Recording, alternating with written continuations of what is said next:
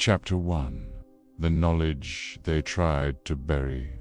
What if the most dangerous force in history wasn't religion, money, or weapons, but awareness?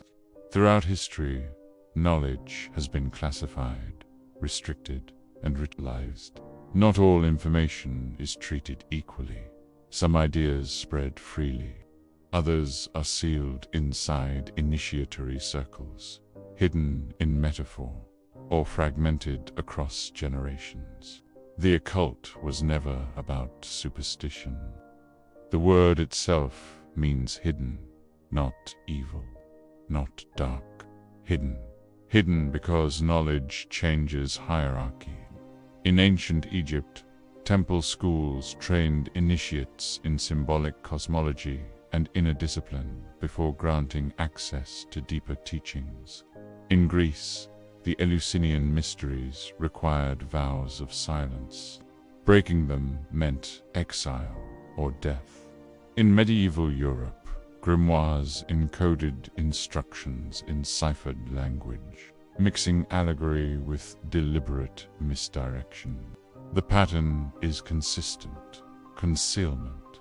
Why conceal it? Because the core teachings destabilize external authority. Occult systems taught three disruptive principles. Reality is interpreted, not merely observed. Symbols alter perception. Inner states shape external outcomes. These aren't supernatural claims. They are psychological levers. A population that understands how belief structures perception becomes resistant to manipulation. A person who sees narrative as constructed becomes harder to govern through fear. The suppression of witches was less about broomsticks and more about unsanctioned knowledge transmission, healing. Herbalism, symbolic literacy, community networks outside institutional control. Power fears decentralization, and occult knowledge decentralizes power. It teaches that transformation begins internally, not externally. That meaning can be engineered. That perception is programmable. This is why it resurfaces in waves. Renaissance Hermetic Revival, Enlightenment, Esotericism, 19th century occult societies, modern self-development movements. The knowledge was never destroyed. It adapted, and every time it returns, it reappears disguised as psychology, philosophy, productivity, biohacking. The form changes. The structure remains. Chapter 2. The architecture of hidden systems. Occult knowledge is not random mysticism. It is architectural. Across cultures separated by geography and time, we find mirrored frameworks. Microcosm reflects macrocosm. Inner world parallels outer world. Human consciousness mirrors cosmic structure. Why this convergence? Because these traditions weren't describing the sky. They were mapping the mind. Take the Kabbalistic tree of life. At surface level, it appears as mystical cosmology. At structural level, it is a diagram of psychological development, movement from instinct to intellect to integrated awareness. Alchemy describes transformation in metallic language, lead to gold. But beneath the metaphor lies a psychological model. Fragmentation to coherence. Hermetic principles encode cognitive mechanics, polarity, rhythm, correspondence. These systems function like encryption layers. Outer layer, mythic story. Middle layer, symbolic structure. Inner layer, operational psychology. Only those who decode the symbolic layer access the operational layer. That design served two purposes: protection from misuse, filtering for discipline. Occult systems require interpretation. Interpretation requires effort. Effort selects for commitment. This wasn't elitism for status. It was filtration for stability. Because symbolic literacy is power. By a person who understands symbol recognizes how architecture influences emotions, how ritual influences belief, how narrative influences identity. When you see the architecture beneath systems, you stop mistaking structure for inevitability, and that changes how you navigate reality. Chapter 3. The power of symbol and ritual exists in every civilization. That is not coincidence. Repetition under focused attention alters neural circuitry. Modern neuroscience confirms what ancient systems encoded symbolically.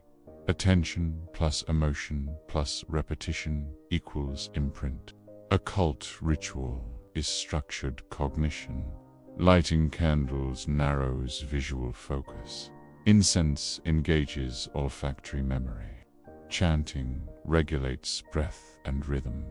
Geometric symbols anchor attention. This multi-sensory alignment induces altered states, not supernatural states, but heightened suggestibility and pattern sensitivity.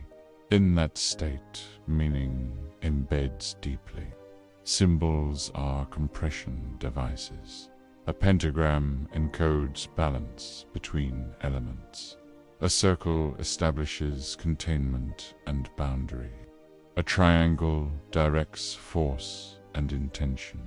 Symbols bypass analytical resistance and speak directly to pattern recognition systems in the brain. This is why flags inspire loyalty, why logos influence perception, why repeated imagery shapes identity. Occult systems formalized this process long before advertising did. The danger is not summoning entities. The danger is reshaping belief architecture. Belief directs perception. Perception directs choice. Choice constructs life trajectory. Ritual, when understood, is behavioral engineering. When misunderstood, it becomes empty performance. The difference lies in awareness. If you know how symbol works, you can use it deliberately. If you don't, someone else uses it on you. Chapter 4. Secret societies and hidden influence. History is filled with groups accused of controlling the world. Freemasons, Rosicrucians, Hermetic orders. Popular culture exaggerates their power into omnipotence. The truth is subtler. These groups cultivated psychological cohesion.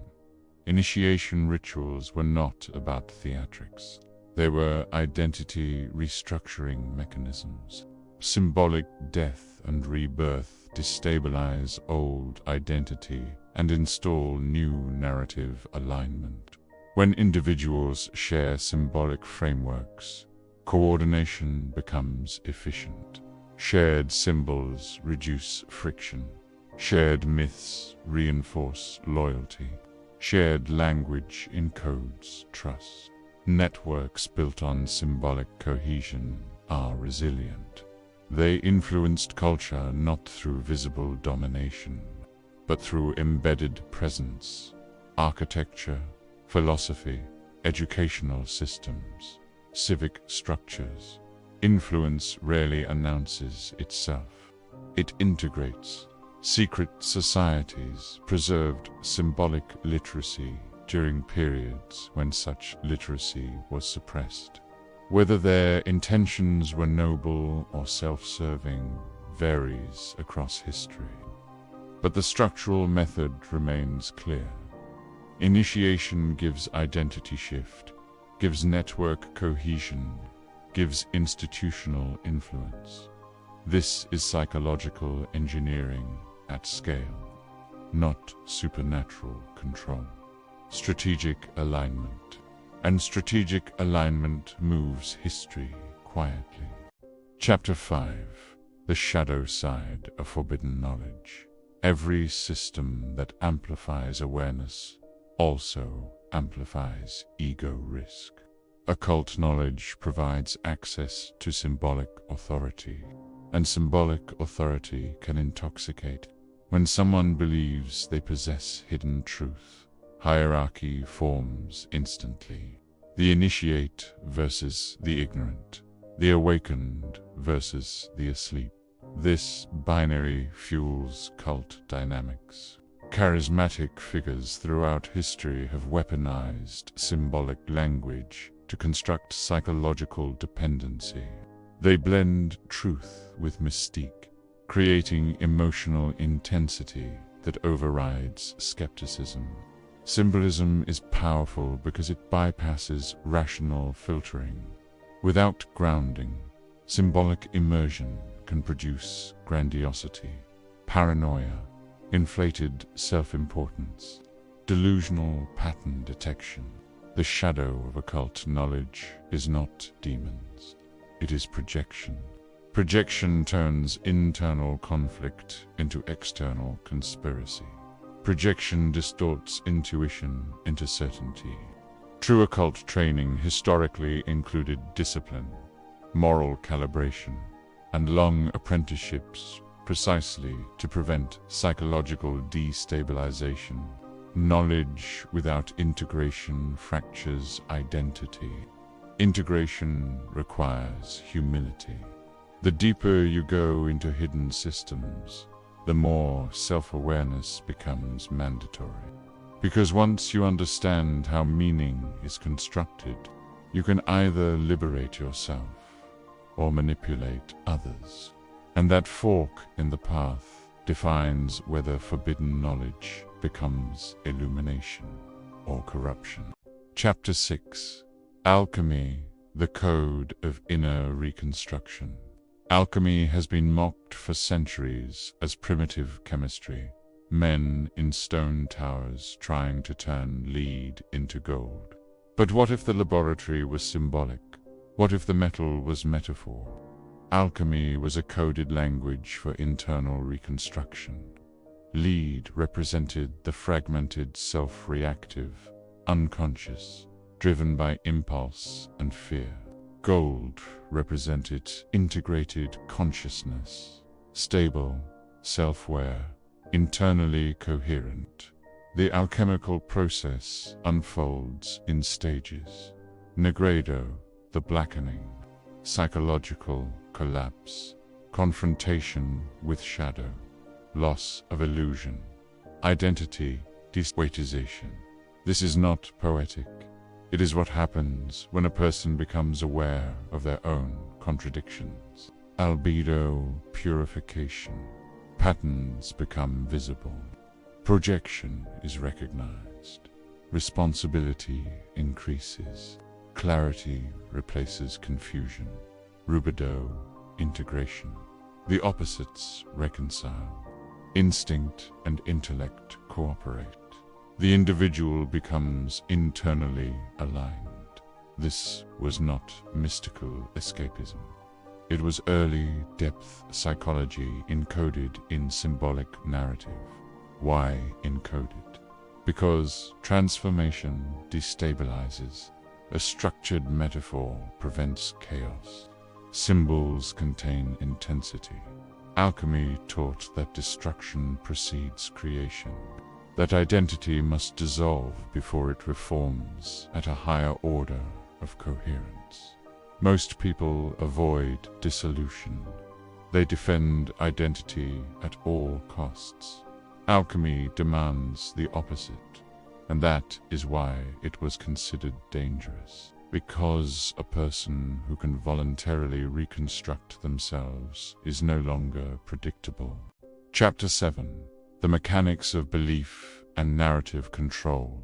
Belief is not passive. It directs attention. Attention filters perception. Perception constructs experience. Occult traditions understood this long before cognitive science articulated confirmation bias. If you implant a belief, you alter the perceptual filter. If you alter the filter, you alter reality interpretation. This is the foundation of narrative control. Symbols repeated over time embed into collective psychology. Myths shape national identity. Religious imagery structures morality. Political slogans compress ideology into emotional triggers. Large-scale influence operates through ritualized repetition. Modern media functions as distributed ritual, scheduled broadcasts, repeated symbols, emotional escalation cycles, narrative heroes and villains. The occult insight was simple. Reality is mediated by story. Whoever controls story architecture influences behavioral outcomes. But here's the deeper layer. Belief must feel voluntary. Overt coercion creates resistance. Subtle symbolic alignment creates adoption. Occult systems refine this art at the individual level. Mass systems refine this at the collective level. The mechanism is identical. Belief gives emotion, gives action, gives reinforcement, gives identity stabilization. Understanding this chain is not paranoia. It is literacy. Without it, you are shaped unconsciously. With it, you choose which narratives to internalize. That choice defines sovereignty. Chapter 8: Mysticism and the Emerging Science of Consciousness. For centuries, mystics were dismissed as irrational. Then, neuroscience began mapping meditation-induced neuroplasticity. Psychology began validating visualization. Behavioral science confirmed ritual reduces uncertainty, anxiety. The language changed. The mechanisms remained. Mystics spoke of energy flow. Science speaks of nervous system regulation. Mystics described higher states of consciousness. Science describes altered neural oscillation patterns. Different vocabulary, same phenomenon. Occult systems were early phenomenologists, observers of inner experience without technological instruments. They built symbolic models to explain subjective transformations. Science demands quantifiable measurement. Occultism demanded disciplined introspection. Both investigate consciousness from different angles. The conflict between them was cultural, not structural. Today, the boundary blurs. Biofeedback devices measure meditation depths. Cognitive behavioral therapy reframes narrative identity. Peak performance training mirrors visualization rituals. The hidden knowledge was never supernatural. It was pre-scientific psychology wrapped in metaphor. The danger lies not in mysticism. It lies in mistaking metaphor for literalism. Symbol misread becomes superstition. Symbol understood becomes strategy. Chapter 9: The Digital Occult Symbols in the Age of Algorithms. The occult did not disappear. It evolved. In the digital age, symbols move at algorithmic speed. Memes function as sigils, compressed meaning injected into collective consciousness. Viral narratives operate like modern incantations, repeated, emotionally charged, rapidly adopted. Algorithms amplify attention. Attention amplifies belief. Belief amplifies behavior. The mechanism is unchanged from ancient ritual circles. Only the scale has multiplied. Online communities mirror initiatory groups, shared symbols, insider language, identity reinforcement. Digital avatars act as masks, curated identities projected into symbolic space. Influence in the modern era depends on narrative dominance. The occult insight that perception can be shaped through symbol is now embedded in marketing, politics, branding, and media engineering. Most people participate unconsciously. Few recognize the structure. The real forbidden knowledge today is understanding how your feed shapes your cognition. Every scroll reinforces pattern recognition pathways. Every emotionally charged headline anchors memory bias. When you see the mechanism, you step outside it. And stepping outside amplification cycles restores cognitive autonomy. That is modern initiation. Chapter 10. The Final Revelation. Psychological sovereignty after stripping away mythology, secrecy, ritual drama, and conspiracy exaggeration. What remains? A simple but destabilizing truth. Occult knowledge was never about hidden spirits. It was about hidden structures of perception. Your attention is programmable. Your identity is narrative-based. Your beliefs are installed through repetition and emotion, and once installed, they feel like truth. The forbidden aspect was not supernatural power, it was self-authorship. If individuals understand how meaning is constructed, they can reconstruct it. That destabilizes centralized authority. It also destabilizes internal excuses. Because once you see that identity is constructed, you lose the comfort of inevitability. Responsibility increases. Psychological sovereignty requires discipline, monitoring internal narrative, questioning emotional triggers, recognizing projection, recalibrating belief consciously.